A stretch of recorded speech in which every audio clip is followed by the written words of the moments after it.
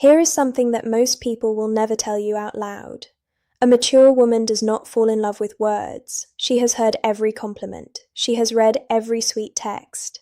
She has sat through every candlelit dinner where a man tried too hard to say the right thing. Words stopped impressing her a long time ago. What actually moves her? What actually cracks open that guarded heart she has spent years protecting is something far more primal touch. But not just any touch. Not the clumsy, grabby, I saw this in a movie kind of touch. I am talking about specific, intentional, psychologically powerful touches that communicate things words literally cannot say. Safety, confidence, tenderness, desire, all without opening your mouth. Dr. Dasha Keltner, a psychologist at UC Berkeley, conducted a fascinating study where strangers were asked to communicate emotions through brief touches on the forearm. No words, no facial expressions, just touch. The result?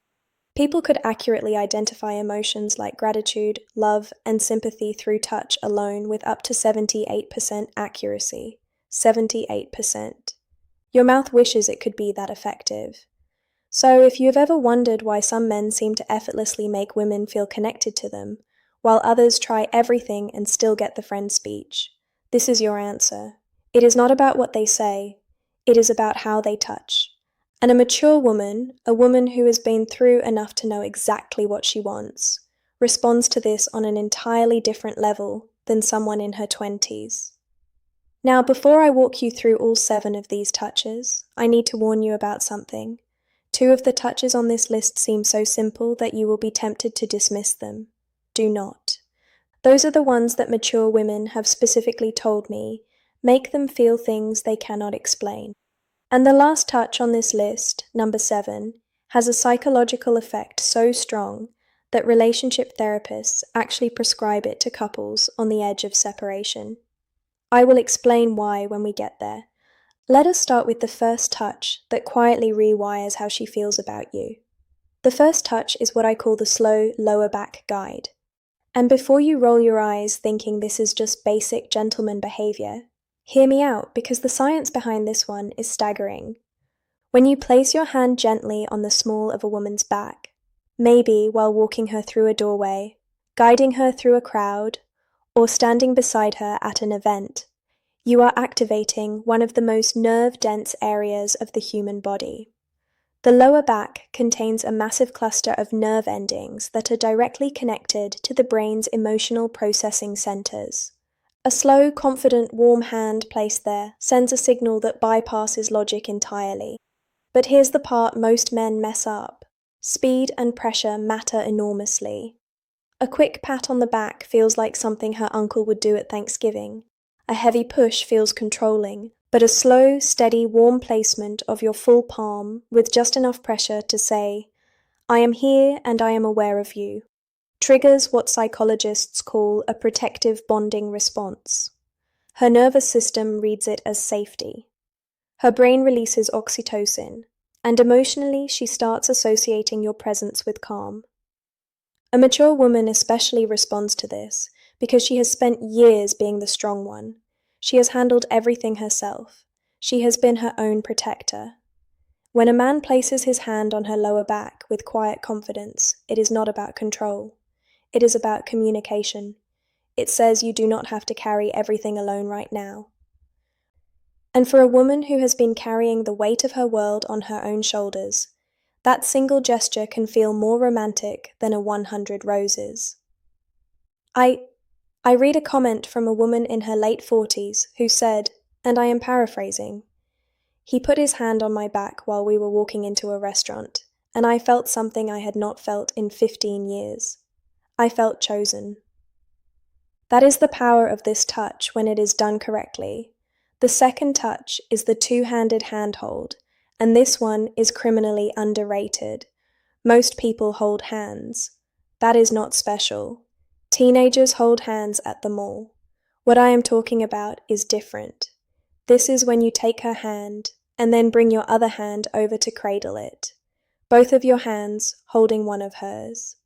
Maybe during a conversation, maybe during a quiet moment, maybe after she has just told you something vulnerable. This touch works because of something called bilateral stimulation. When both of your hands are engaged in holding hers, it creates a symmetrical sensory input that her brain interprets as full attention and emotional presence. Therapists actually use bilateral touch techniques in EMDR therapy to help people process emotional trauma. So, when you hold her hand with both of yours, you are quite literally giving her brain a signal that says, "You are safe here. I am fully present." For a mature woman, this is devastating in the best possible way. She has probably spent years with men who were physically present but emotionally somewhere else. Their body was at the dinner table, but their mind was on their phone, their work, their fantasy football league. When you hold her hand with both of yours and look at her while she is speaking, you are giving her something she may have stopped believing existed. Full, undivided, embodied attention. And honestly, the contrast alone is what makes this so powerful. She has had years of half-hearted affection. When she feels both of your hands wrapped around hers with warmth and intention, her brain practically screams, "This one is different." And once a mature woman's brain decides you are different, good luck to every other man who tries to compete with that. Now, touch number 3 is the one that catches most women completely off guard. It is the forehead touch. And no, I do not mean a forehead kiss, although we will talk about something similar later. I mean the act of gently pressing your forehead against hers.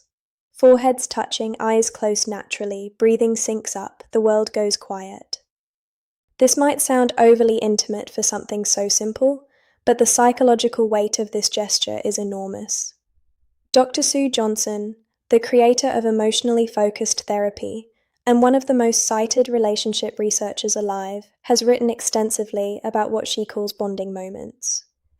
These are micro-interactions that activate the attachment system in adults, the same way a mother's touch activates it in infants.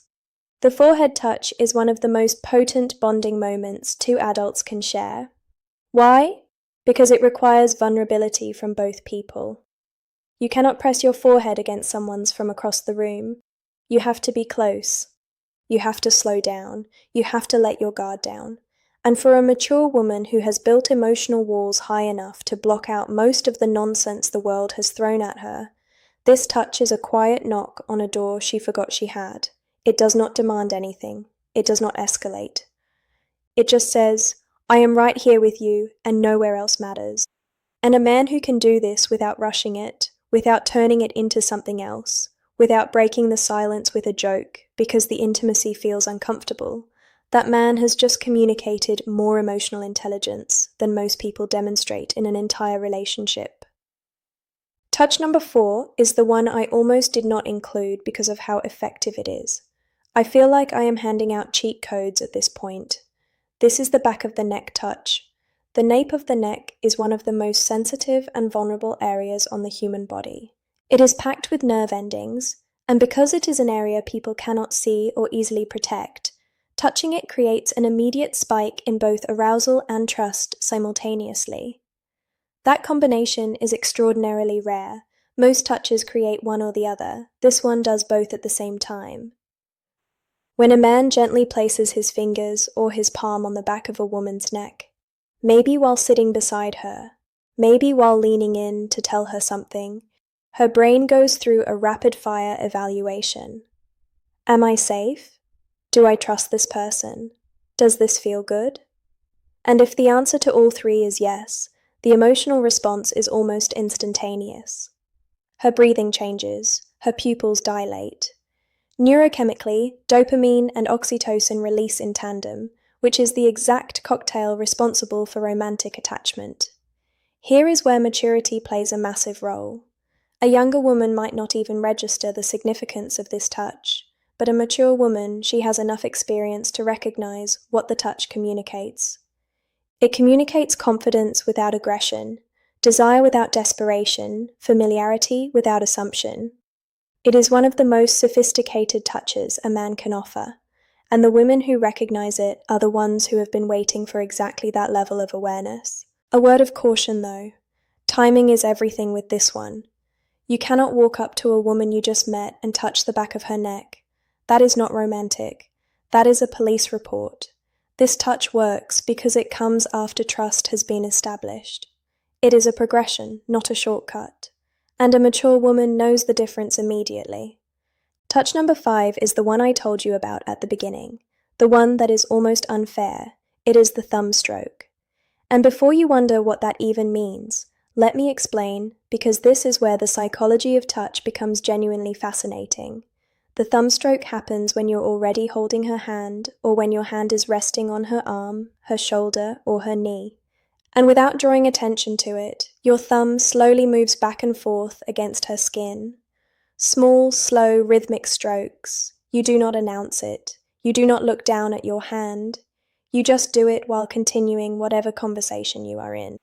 This works because of a specific class of nerve fibers called C-tactile afferents.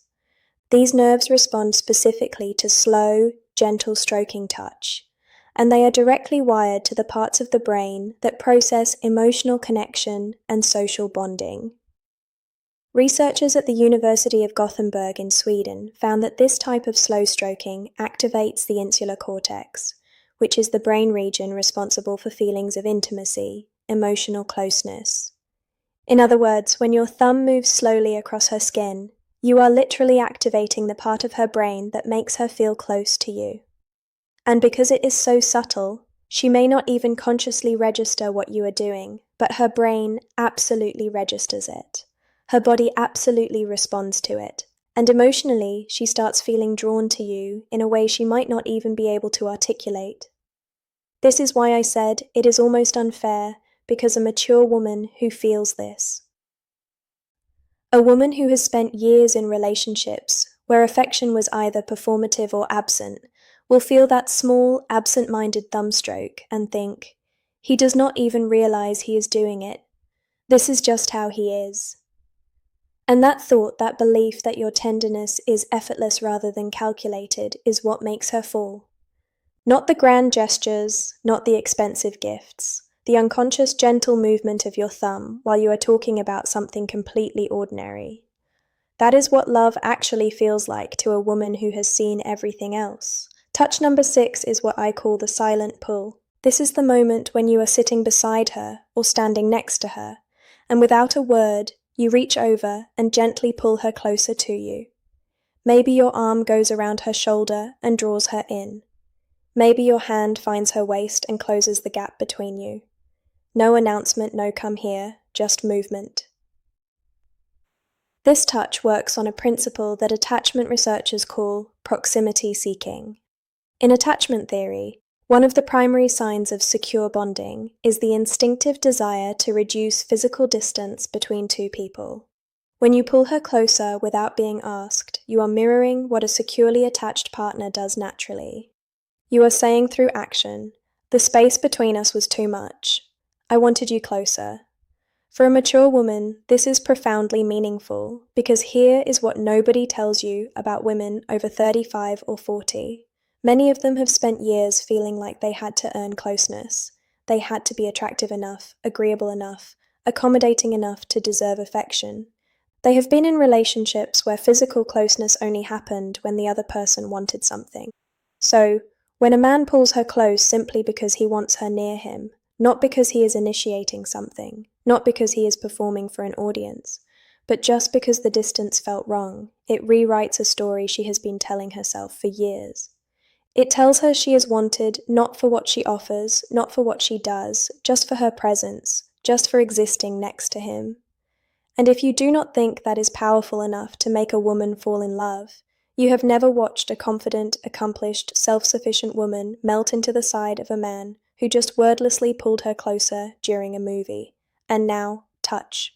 Number 7, the one I saved for last because it carries more psychological weight than everything else on this list combined. This is the long hold hug. Not a quick squeeze, not the back-patting body hug, not the one-armed side hug that says, "I acknowledge your physical existence but would rather not commit to this." I am talking about a full, both arms wrapped, chest-to-chest hug that lasts a minimum of 20 seconds. And yes, that number is specific for a reason. Research published in the journal Psychoneuroendocrinology found that hugs lasting 20 seconds or longer trigger a significant release of oxytocin, while simultaneously reducing cortisol with a stress hormone. This means that a long hug does not just make a woman feel loved, it literally reduces her stress at a biological level. Her heart rate slows, her blood pressure drops, her nervous system shifts from sympathetic activation, which is fight or flight mode, into parasympathetic rest, which is the state where bonding and emotional openness become possible. This is why relationship therapists prescribe extended hugging to couples in crisis. Dr. John Gottman, whose research on relationships spans over 4 decades, has recommended prolonged physical holding as one of the most effective tools for rebuilding emotional trust between partners. It is not a metaphor, it is not a feel-good suggestion, it is a clinically supported intervention. Now here is why this matters so much for a mature woman specifically. By the time a woman reaches her 40s, 50s, or beyond, she has likely experienced loss, heartbreak, betrayal, loneliness, the thing that she never talked about. She has learned to hold herself together so well that most people around her do not even realize she is hurting. She has become her own support system because she had to be. When you wrap your arms around that woman and you hold on not for a polite 2 seconds, but for a full, unhurried, genuine embrace that says, "I am not letting go until you are ready," something shifts inside her that she cannot control. Every wall she has built, every defense she has perfected, every instinct that tells her to stay guarded, all of it softens. Not because she is weak, but because for the first time in a very long time, she does not have to be strong. And that, honestly, is the most powerful thing a touch can do. Not excite her, not impress her, but relieve her. Give her permission to stop holding everything together for just one moment. If you can be the man who gives her that, she will not just fall in love with you. She will choose you deliberately, repeatedly, with every part of herself that she has been protecting from the wrong people for years. So, now you have them. 7 touches, each one backed by psychology, neuroscience, and the lived experience of women who have been through enough to know exactly what real connection feels like. And the beautiful thing about every single touch on this list is that none of them require money, status, or perfect timing. They require awareness, intention, and the willingness to slow down long enough to actually be present with the person in front.